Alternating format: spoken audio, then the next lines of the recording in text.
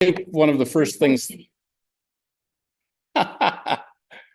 one of the first things that caught my attention as a young kid was the big eye of the television in my living room. My dad tells a story about me walking up boldly to the TV and pushing the button that kerchunk, kerchunk, kerchunk, the channel changer, and having him he got after me for doing that while he was watching his television program, and I turned around and put my hands on my hips and I let him know what I was thinking. He couldn't understand me, but I let him know. It's always been amazing to me to think of what technology can convince these little electrons to do. And that's been kind of a lifelong interest for me. Radio and all of electronics, I suppose, had early beginnings when Michael Faraday started experimenting with electricity in the early 1800s. He discovered rules of induction that allowed him to build electric motors, generators, and transformers. And as early as 1821, he tried to find the connection between electricity and light. By the mid-1800s, he was convinced that electromagnetic forces extended into the empty space around the conductor. That was pretty earth-shaking back then. Then in 1865, James Clerk Maxwell came on the scene. He published a dynamical theory of the electromagnetic field. This work contains the 4 Maxwell equations, which have evolved into modern field theory. These equations are mathematical models of the behavior that Michael Faraday observed. And Maxwell recognized that light is an electromagnetic radiation, and he predicted the existence of radio waves. It seems like kind of a jump to go from electricity to light, but the groundwork had been laid and he drew that conclusion. Then along came Heinrich Rudolf Hertz. He decided he was given an assignment and a challenge to try and prove Maxwell's equations. And he developed the first spark gap transmitter as part of his experimenting. The unit of frequency is named in his honor, and in fact, up until 1910 or so, radio waves were known as Hertzian waves. I think it's really kind of funny that when he was asked what use radio waves had, he said, "It's of no use whatsoever. This is just an experiment that proves Maestro Maxwell was right. We just have these mysterious electromagnetic waves that we cannot see with the naked eye, but they are there." So much for crystal balls. He wasn't completely wrong, because at that point they had no way to detect and demodulate it. That's true. Can I say something with that? This is the brilliance of all of this, where you get one guy who's predicting something that you can't see. And he had no way of measuring it or proving it, but he predicted it. And that happens all the time in science, where we're able to predict something, and then someone comes on and says, "Hey, we can actually see this prediction in action," right? And so I think this is brilliant how medicine and physics and everything is tied into this. The prediction has to be able to, you have to be able to predict it in order to prove it, right? So. Absolutely. Thanks for sharing that. Within 10 years, researchers such as Oliver Lodge, Ferdinand Braun, and Guglielmo Marconi employed radio waves, first known as Hertzian waves, in the first wireless telegraphy communication systems. By 1894, Marconi could transmit a radio signal half a mile. The theoreticians of the time thought that that was the maximum distance a radio wave could be transmitted. 1 year later, he borrowed things that people have been learning with the wire telegraph system, like grounding your equipment, and thought, I wonder if I raise the antenna a little higher, if the signal will go farther. And he extended the range to 2 miles. He tried to sell this to the Italian government. They were a hard sell. They wouldn't believe him. So he sought support in England. On May 13th, 1897, he sent the first wireless message over the open sea. It went 3.7 miles across the Bristol Channel from Flatholm Island to Lavernock Point near Cardiff. And the text of the message was, "Are you ready?" That's what a great message. This picture that you see is actually officials from the British Postal Service inspecting the equipment that they used in that transmission. This was taken that very day, May 13th, 1897. And you can see on the screen, the equipment on the upper level is the transmitter, and the equipment that the guy is sitting in front of is the receiver. As soon as they had a successful transmission, they moved the transmitter 10 miles away and said, let's try it again and see if it works. And they had a successful test there too. The first radio transmitters were spark gap transmitters. Hertz developed one to prove Maxwell's theories, but the first practical ones were built by Marconi. On the left, you see a diagram of the way a spark gap transmitter worked, with the telegraph key and the battery, induction coil, the spark gap, tuning coil, Leyden jars. The image on the right is from a demonstration of the restored 1907 Massey wireless station spark gap transmitter from the Point Judith, Rhode Island wireless station. And if I can get it to play, we have audio.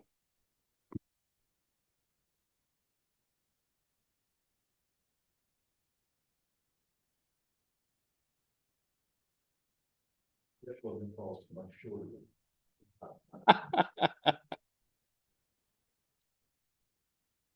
I thought that was pretty cool. There we go again. On December 12th, Marconi claimed that the first transatlantic radio signal was received. But there's a lot of skepticism about that. We don't know the frequency that he was using, but judging from the descriptions of the apparatus they used and the daytime transmission, we know now that that frequency does not really propagate during the daytime hours, not to those distances. So people called him on it back then. They sent the single letter S in Morse code, which those of you who know Morse code, Dan, tell us what an S is. Did it? So you can see how easily that could get lost in the noise, or someone could assume that they were hearing it. Or a buzz. The process could simulate. Absolutely. So Marconi was really sensitive to this, and in 1902, he got aboard the SS Philadelphia and had his radio station at Poldhu in Cornwall, England, send messages. And he carefully recorded them in the presence of witnesses as they voyaged to America. The test produced coherer tapes at up to 100 or 1,550 miles, and they could make out the audio up to 2,200 miles. Now, a coherer was an interesting device that Marconi developed that actually printed the Morse code that they sent. It was a temperamental device, and after every character that was received, they had to reset it. So transmission times were really slow. So nobody was doing 45 words a minute. No. Probably our first prominent example of radios being used for emergency communication is with the sinking of the Titanic. Marconi contracted with ships to place radio equipment on board, and mostly it was so they could send news to the passengers. Some of the freight lines, some of the passenger lines actually published newspapers based on the news that Marconi would send them from the mainland. And some messages were sent by the passengers to the mainland. The ships announced that they were coming into port when they were still 60 miles out at sea. When the RMS Titanic sank in 1912 and the RMS Lusitania in 1915, the Marconi employees, it was Marconi employees who were on the ship that sent those messages. The RMS Carpathia was 58 miles away, and it took 17 minutes for them to receive and decode the distress message from the Titanic.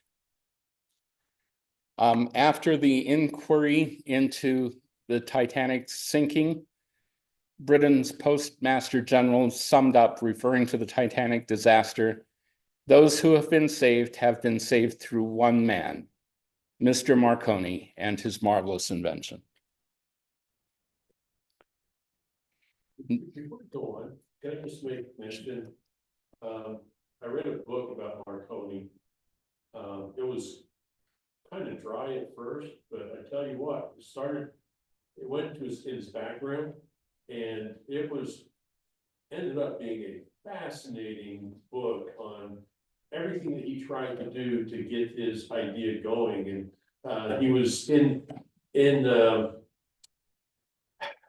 working with other people that tried to take the same idea and steal it. And, you know, just the pictures of the antennas that they have on the Cape that are sending these, especially when they sent the first message to New York.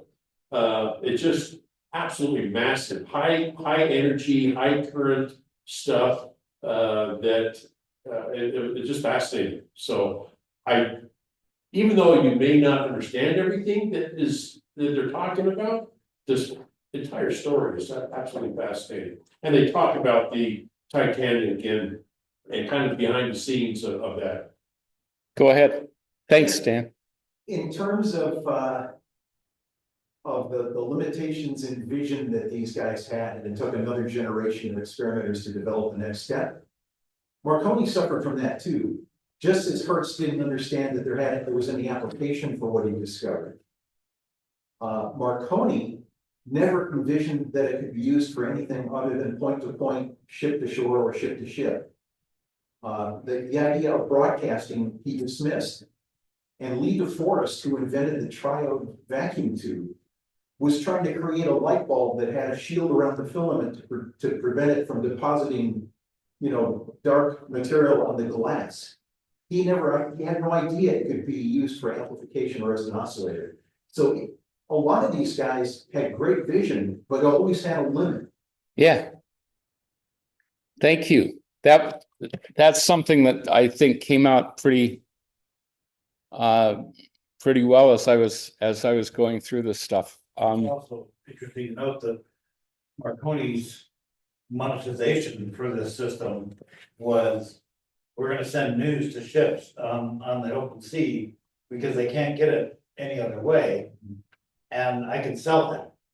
right? And Yeah. without being able to sell it, it wouldn't have gone anywhere. He tried to go to the army or to the Navy and they didn't want They it. dismissed it. Right, Yeah. right. It's like, oh, Yeah, they know. yeah. As a matter of fact, when Marconi first went to England, he had all of his equipment in bags, right? Well, England at the time was really worried about Italian anarchists coming into their country and disrupting things. The customs people that checked him in thought he was carrying a bomb. They confiscated and destroyed his equipment. So he had to start from scratch again. And one of the things that he did to promote radio was he volunteered to go to New York and send real-time updates about the yacht races. Well, after he did it the first time, he had two competitors that were trying to do the same thing. Of course, spark gap radios have a really wide bandwidth. And so only one station could transmit at any one time and get their signal through. And at first they tried to work out an arrangement of 5-minute time slots, but that went in the toilet pretty fast, and it soon became a struggle of the most powerful transmitter. And it was a mess. Early CB. Yeah. So,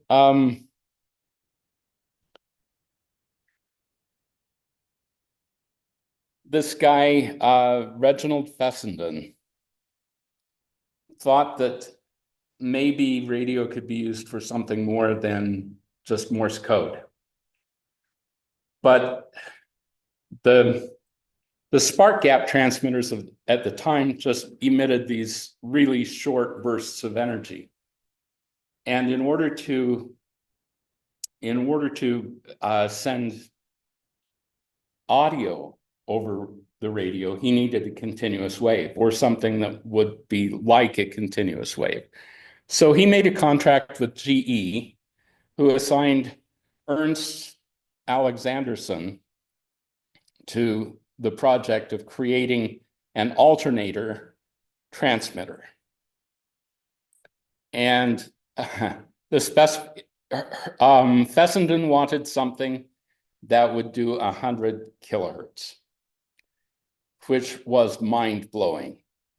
When Fessenden told his family what he was trying, they were afraid. They thought that the transmitter was going to spin apart and the flying pieces would kill him. So he conducted his tests of this new alternator transmitter from behind a sandbag bunker.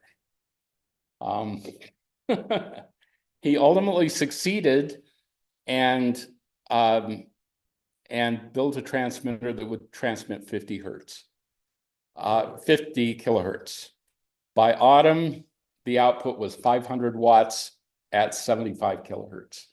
So I didn't put the year in there, and I don't remember it offhand.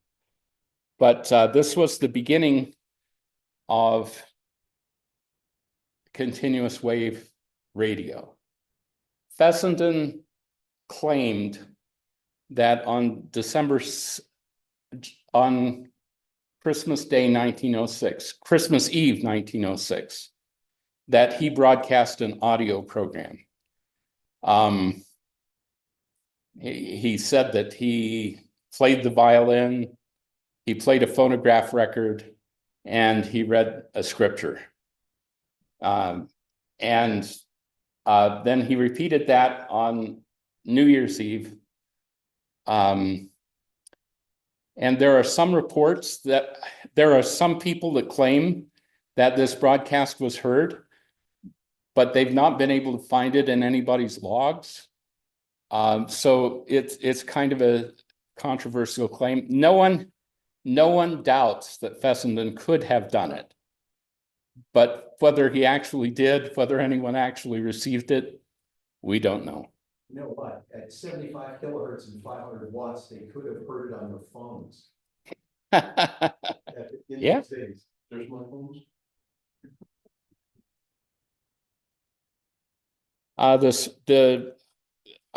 The alternator transmitter that Fessenden made also made a much cleaner sounding signal that could be heard further away than the spark gap transmitters of the day.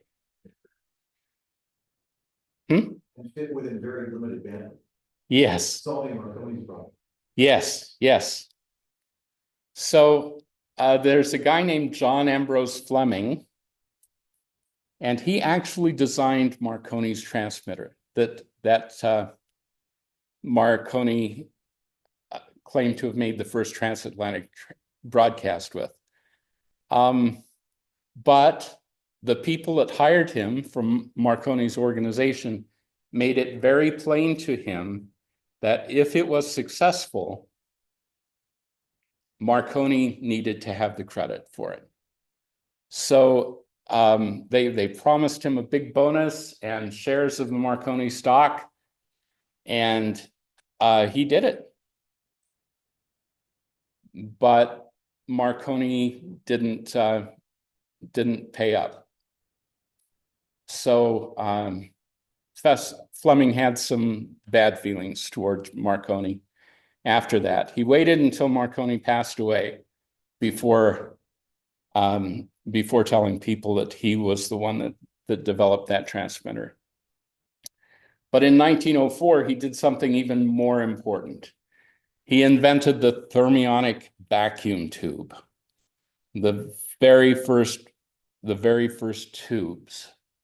It was just a diode, and 2 years later, Lee DeForest added a control grid, as Paul told us, and created the Audion amplifying detector. So where were the amateurs at this time? Well, the January 1898 edition of the Model Engineer and Amateur Electrician published a description of a simple to build transmitter and receiver for an amateur, and he used that word. It was published by, it was written by Englishman Leslie Miller. And in March, someone named EA wrote that he had a 2-inch spark coil and 3 solid brass balls that were part of one of the designs that was published, but he needed more construction details. So right from the very first, amateurs were involved in radio. The American electrician, a year later, or half a year later, in July, a year and a half later, in July of 1899, published a similar article. And as far as amateur radio clubs are concerned, they weren't far behind. The Junior Wireless Club of New York City, was formed on January 1909. And the Wireless Association of America was also established that year. It was kind of cool for me to learn that in 1910, the Radio Club of Salt Lake City and the Wireless Association of Central California were organized. Then in 1911, the Junior Wireless Club changed its name to the Radio Club of America. It was in 1914 that the ARRL was formed by Hiram Percy Maxim. And his, as I understand it, his reason for forming ARRL was to organize and make more efficient the handling of radio traffic. Go ahead. This is, CW was in existence by this time, but range was still quite limited. Originally, amateurs were allocated 200 meters and down, meaning about 1.5 megahertz and up in frequency. because the commercial world thought nothing above 1,500 kilohertz or 1.5 megahertz was useful for anything. Another case of limited vision. Yes. I had a 1927 Victor floor console radio that was the AM band and only went to 1,500. And back in those days, if you could get 5 miles, you were doing well. And he was setting up what basically became the national traffic system. It was an organized schedule of nets where people could go 5 miles and 5 miles and 5 miles. Thank you. So it was kind of a free-for-all in those days. And Congress decided that they needed to impose some rules. But look at the time, the time differences between when Marconi started and when the ARRL is now in operation, right? That's not a whole lot of years. It's not a whole lot of years. It's amazing how much happened in that short period of time. It's incredible to me. So in 1912, Congress passed the Radio Act of 1912 that required radio operators to be licensed and limited their activity to 200 meters and below. Then in 1913, the Commerce Department rules provided for amateur call letters. And in 1917, during World War I, all amateur radio operations in the US ended. And the Navy was given control over all radio operations. The Navy liked that. They did not want to let go of radio. But in 1919, the ARRL lobbied hard to have amateur rights reinstated. And there was an organized campaign of amateurs writing their congressman. Representative William S. Green of Massachusetts introduced a House resolution directing the Navy to end its prohibition of amateur radio operations. Then in 1927, the Radio Act of 1927 formed the Federal Radio Commission to oversee radio operations in the US. And in 1934, the Federal Communications Commission was established. And as probably all of you know, regulations regarding amateur radio are contained in Title 47 of the Code of Federal Regulations, Part 97, Amateur Radio Service. Well, technology marched on from there. It had been really eventful, but we were just starting. Edwin H. Armstrong was a brilliant inventor who is responsible for many advances in radio technology. In 1913, he invented regeneration. In 1919, he created superheterodyne receivers. And in 1921, super regeneration. In 1934, wideband FM. And in 1946, FM radar. And his target was the moon. He was doing moon bounce in 1946. Falling tube prices after World War I led to widespread adoption of Armstrong's tube-based receiver design. And experiments began in this year that ultimately proved the superiority of CW over spark gap. And in 1924, amateurs were given the use of the 20, 40, and 80 meter bands for CW transmission only, no spark gap. Then in 1926, radio communication distances continually increased. Brandon Wentworth made radio contact with people on every continent from a station and a pasture of Stanford University in California. Go ahead, Dan. If you're on HF and you're listening, hitting some places where weather is involved, God, turns out he still uses spark gap. to Uh. communicate. Yeah, the average speed on 80 and 40. That was a big advantage that Armstrong presented to people about using FM, because it reduced the interference of those big sparks. In the 1930s, the International Telegraph Union changed its name to the International Telecommunication Union. They already had all the signage with the acronym ITU, so they couldn't change that. Right. But now they broadened their scope. And in 1935, ARES began as the ARRL's Amateur Emergency Corps.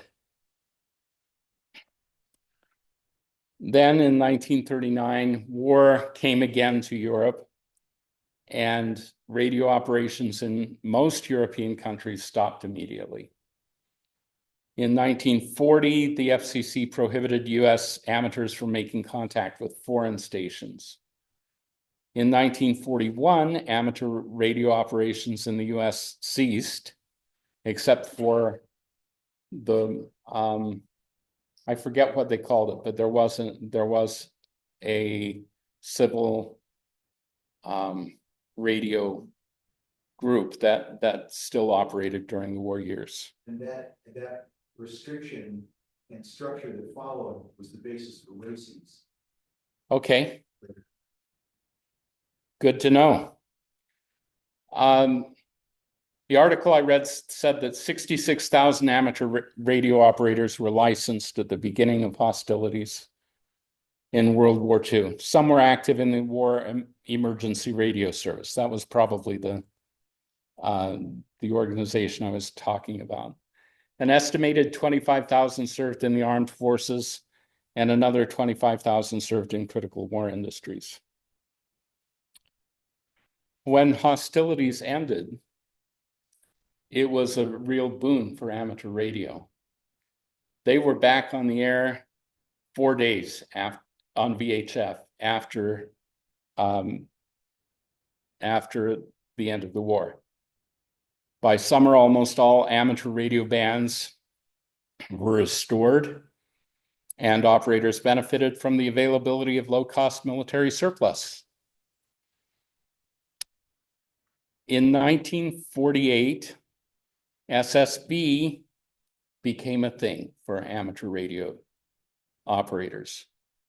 Although single sideband was first referenced in a 1911 patent that had nothing to do with RF, the cost and complexity of SSB limited interest in the amateur community. That, and there wasn't enough, the bands were not crowded enough for them to worry about bandwidth. Well, and it had a significant range advantage for a given power over AM, but it Yeah. was much harder to tune in on a receiver of that era. You sounded like, like this. Yeah. 1947, working at Bell Labs, William Shockley, Don Bardeen, and Walter Brattain developed the point contact transistor. To acknowledge their work, they jointly received the 1956 Nobel Prize in Physics. It is hard to overestimate the importance of the transistor. I mean, microprocessors today they talk about how many millions of transistors Billions. okay, billions of transistors are put on a chip. It really was the beginning of modern electronics. What?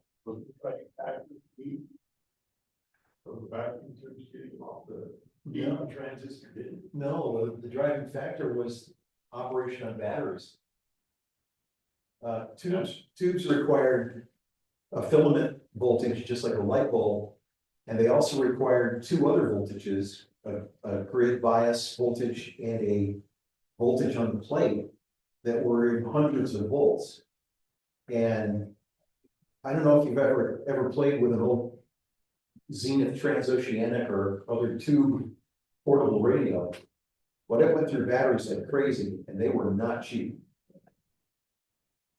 Thank you. That makes perfect sense, but I hadn't really thought about that. Oscar was launched on December 12th, 1961. It was the first amateur satellite. It transmitted high in Morse code. And in the 1970s, VHF, FM mobile and handheld use expanded greatly.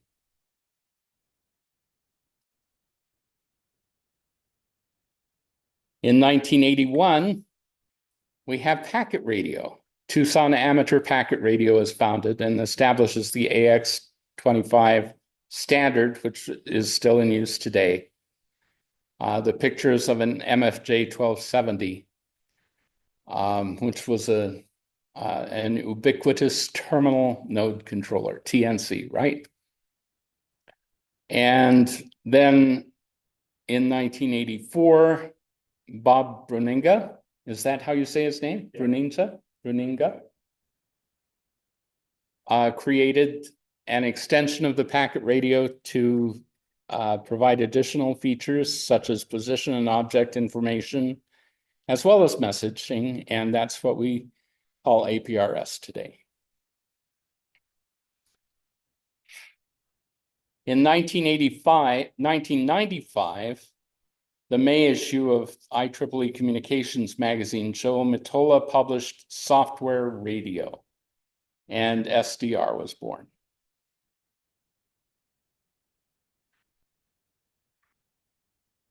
Developed by Peter Martinez, G3PLX in 1998, PSK31 was one of the early computer sound card interface protocols.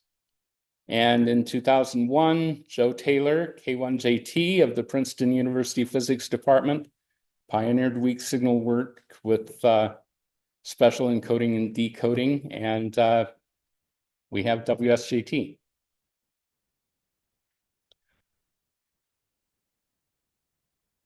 The first CubeSat were launched in 2003. And these low Earth orbiting satellites offer several modes for hams to operate, including CW, SSB, and FM. And in 2007, the Morse code requirement was dropped for all amateur radio license requirements.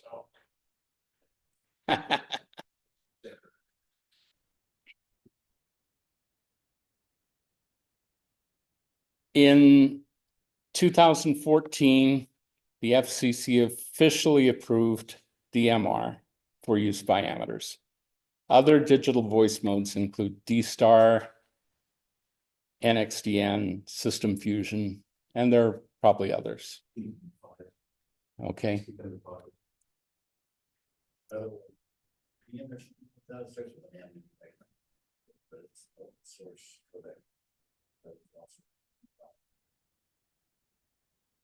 Now, I have only really brushed lightly over the history of ham radio and the many developments that have contributed to where we are. We haven't talked about SSTV or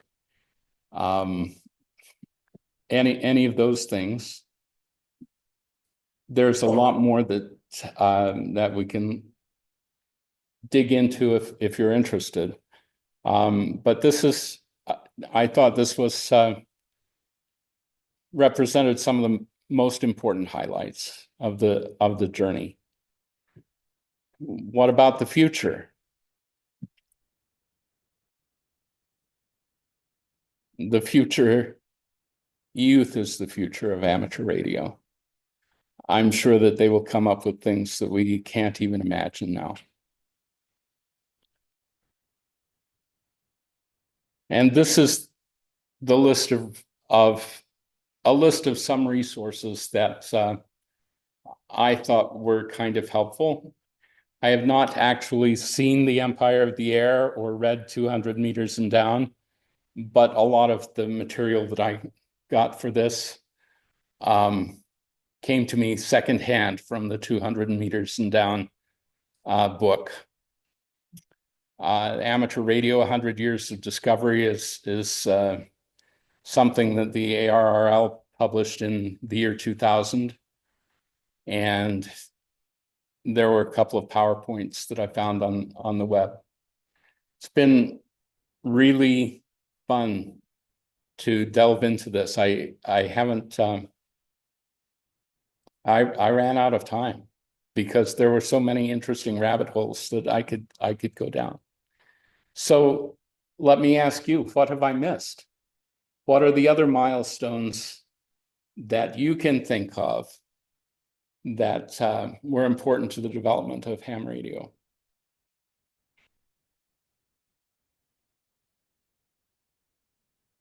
I think one of the big ones has been around these software-defined radios and their radio on chip systems that are used in so many of these new radios that are coming out that make them cheap.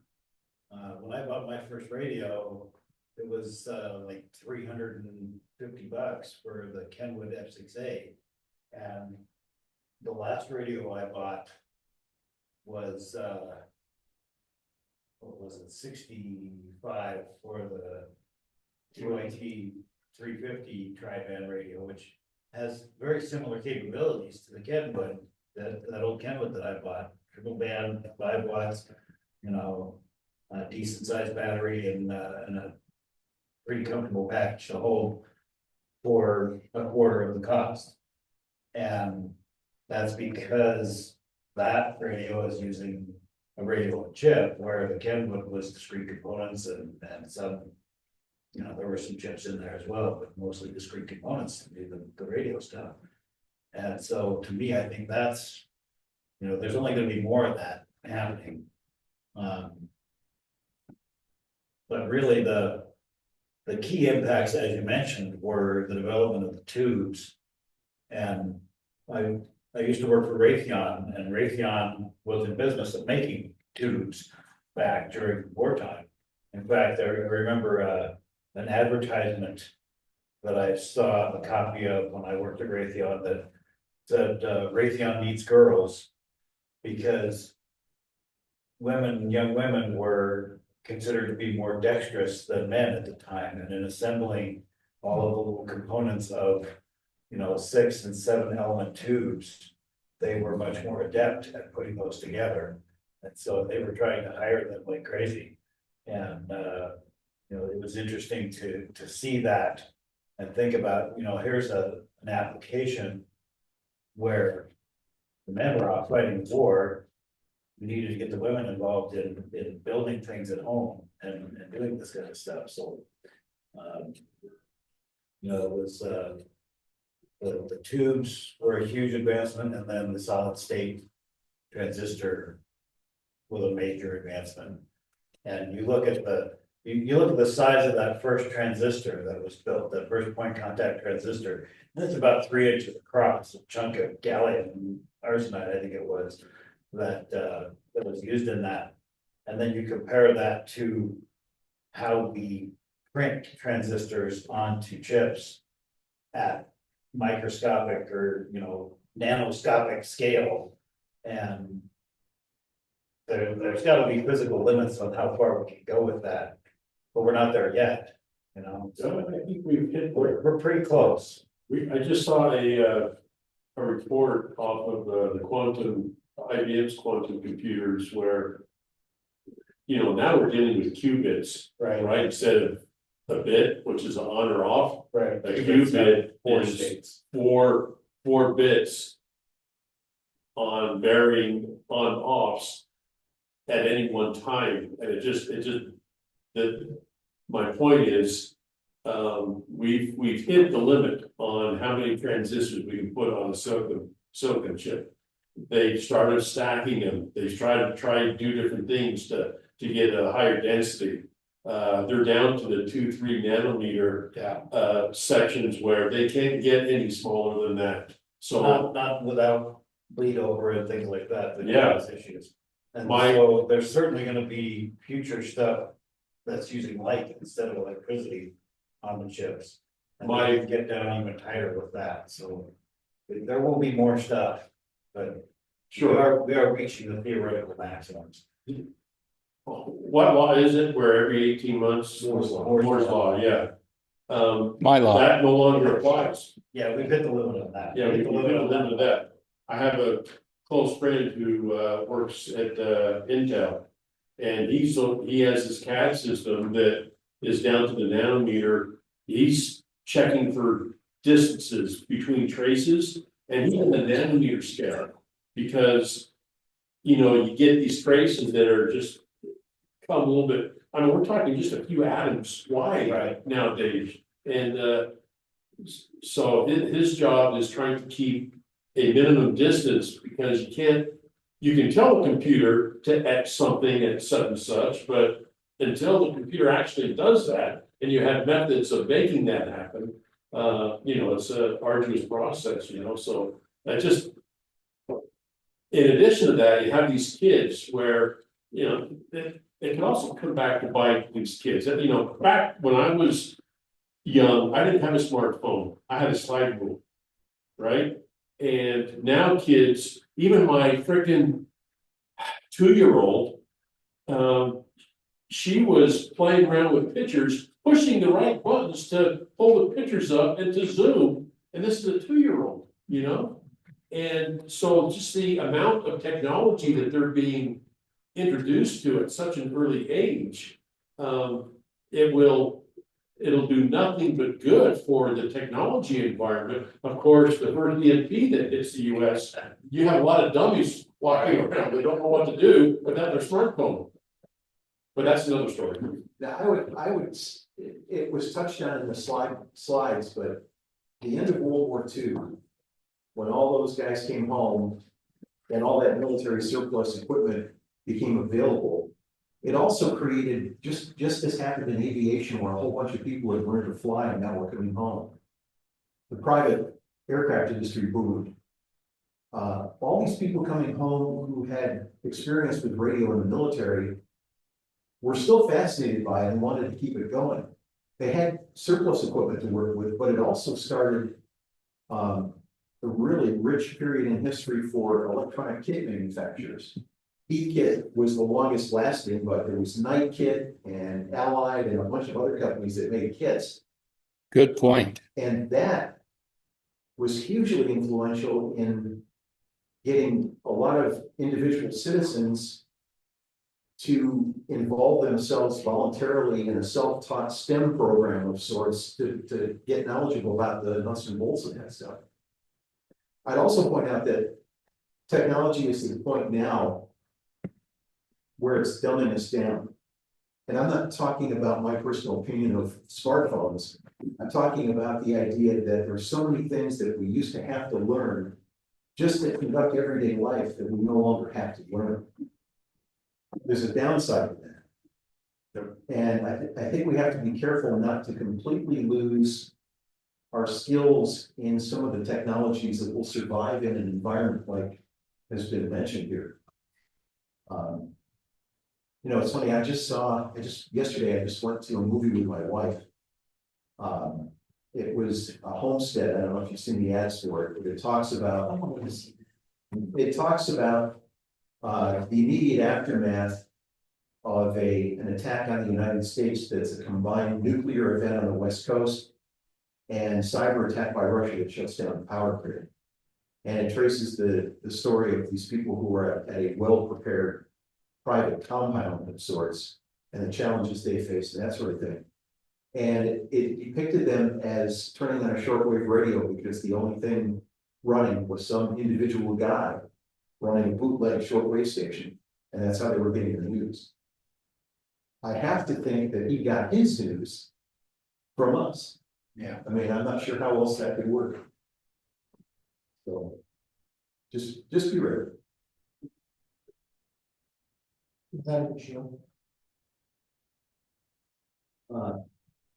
I think the acting and directing could have been better, but it was an interesting movie. Homestead, yeah. They came out about just before Christmas. Yeah, that's funny. And it's basically the pilot of what will be a TV series. So. Right. Thanks, Paul, and everyone. That's all I got.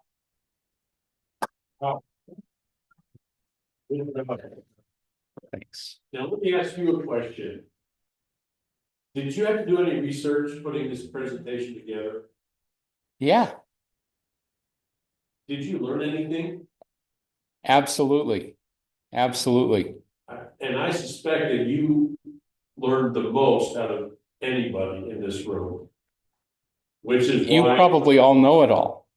no. Which is why, if you want to learn your trade, teach a class. And you don't have to know about the topic, just pick a topic and learn about it. We're not gonna let you fail. So, and of course, you did an excellent job, man. Thank you. Stop the recording.